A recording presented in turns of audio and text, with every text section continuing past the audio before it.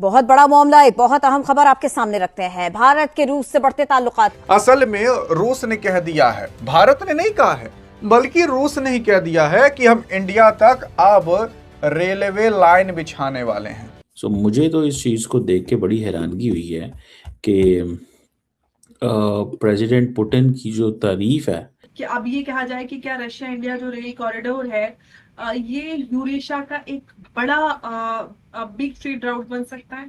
Russia की capacity देखिए, आप स्क्रीन पर भी देख सकते हैं। ये मैं नहीं कह रहा, ये दुनिया भर के दिफाई मुबस्सिरीन कहते हैं। पहली बात तो ये है कि इंडिया और रशिया ने बड़ा एक एग्रीमेंट किया है। ये बड़ा इंटरेस्टिंग एग्रीमेंट है। इंडिया और रशिया के बीच में रेलॉस जो है वो साइन हुआ था, जिसके अंदर बताया जाता है कि 3,000 रशियन ट्रूप्स और उनके शिप्स और उनके फाइटर जेट्स इंडिया के अंदर आके तैनात हो सकते हैं। इंडिया रशिया से भी तेल लेता है और ईरान से भी लेता है।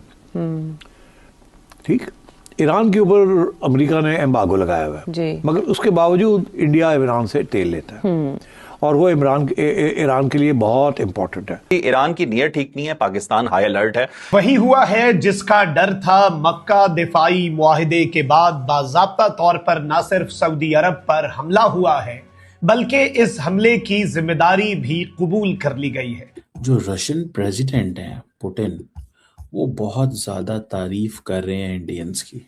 और ये अगर हो जाता है तो एक बहुत बड़ा एनर्जी ट्रेड के अंदर बहुत बड़ा शिफ्ट आ जाएगा।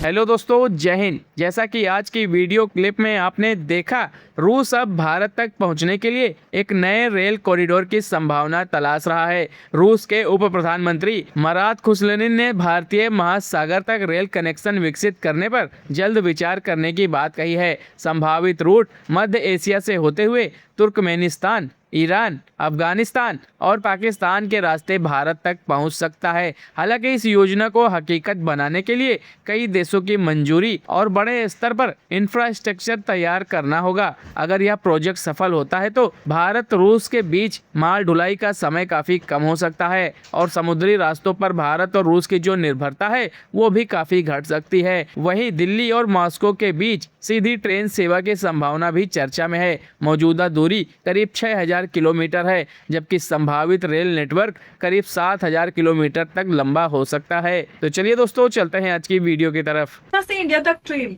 सुनने में ये सिर्फ एक रेलवे प्रोजेक्ट लगता है, लेकिन एक्चुअली ये proposal global energy security, sanctions और जियोपॉलिटिक्स का एक बड़ा सिग्नल हो सकता है। रशिया के डेप्यूटी प्राइम मिनिस्टर मरात ने कहा है कि मॉस्को को इंडियन ओशन तक रेल कनेक्टिविटी जो है वो एक्सप्लोर करनी चाहिए, क्योंकि स्ट्रेट ऑफ हॉर्मुज और जो इस तरह के मैरीटाइम चोक पॉइंट्स हैं उन पर जियोपॉलिटिकल रिस्क जो है वो बढ़ता जा रहा है। उन्होंने पॉसिबल राउट्स में ईरान, अफगानिस्तान, पाकिस्तान और इन सब का जिक्र किया और कहा कि इंडिया तक पहुंच देने वाले जो कई सारे कोई भी ऑप्शन जो है वो कंसीडर किए जा सकते हैं, जिसमें कई सारे कंट्रीज हो सकते हैं। लेकिन यहाँ पर सबसे इम्पोर्टेंट बात ये है और ये पॉइंट निकल कर आता है कि ये कोई finalise Russia India railway project नहीं है। ये फिलहाल रशिया की तरफ से फीजिबिलिटी एक्सप्लोर करने का प्रपोजल है और सवाल ये है कि मॉस्को को अचानक इंडियन ओशन तक लैंड राउट की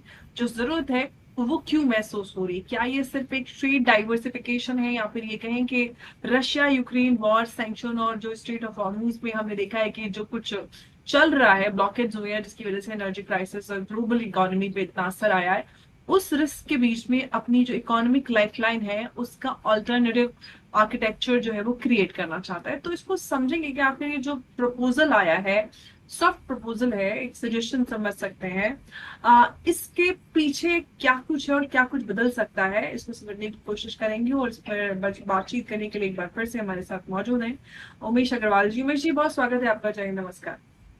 जय सिया राम अंबर जी। जय श्री राम।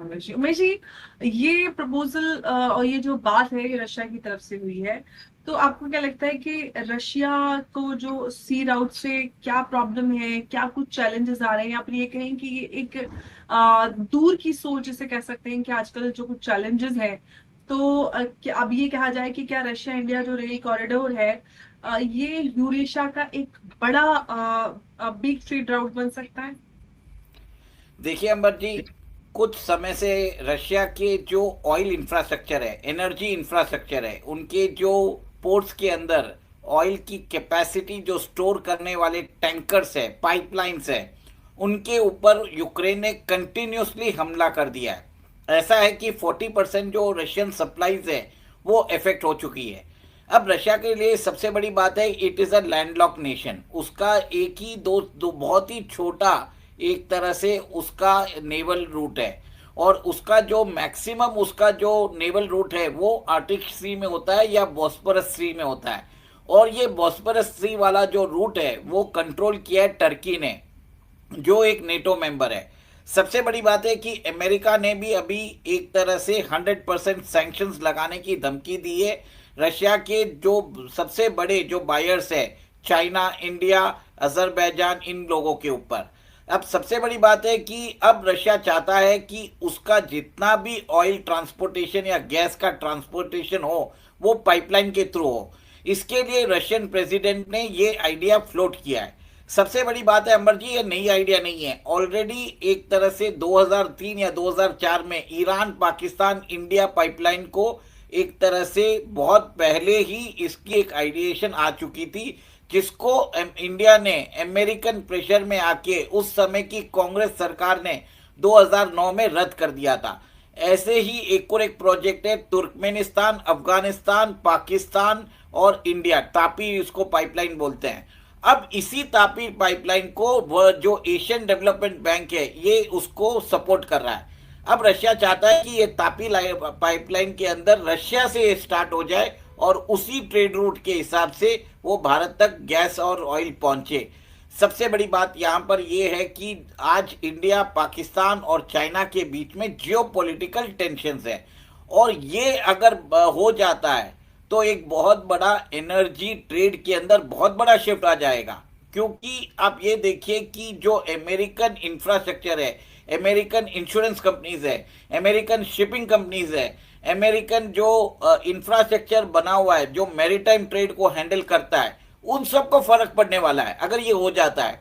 और सबसे बड़ी बात है कि ब्रिक्स समिट होने वाली है अगले महीने भारत के अंदर, जिसमें सारे ब्रिक्स नेशन आने वाले हैं। व्लादिमीर पुतिन आ रहे हैं, उसके अंदर जी जिनपिंग आ रहे हैं, पजेश्किन आ रहे हैं, और ये हो भी सकता है क्योंकि आप ये देखिए कि ब्रिक्स नेशंस जो हैं अपने आप को डी डॉलराइजेशन करना चाहते हैं, वो अमेरिकन इंफ्रास्ट्रक्चर को चैलेंज कर रहे हैं।